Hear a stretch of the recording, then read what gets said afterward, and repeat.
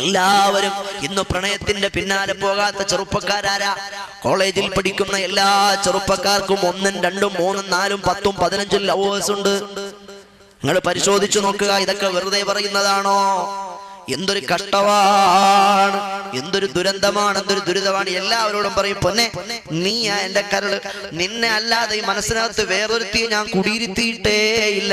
നീ ഇല്ലാതെ എനിക്ക് ജീവിതം ദുസ്സഹവാ, നീ ഇല്ലാതെ എനിക്ക് ജീവിക്കാൻ പറ്റത്തില്ല, നീ ഇല്ലാതെ എനിക്കൊരു നിമിഷം സങ്കല്പിക്കാൻ കഴിയത്തില്ല എന്ന് ഈ 15 എണ്ണത്തിനോട് ഇവൻ ഇതേ വാക്ക് തന്നെ പറയും.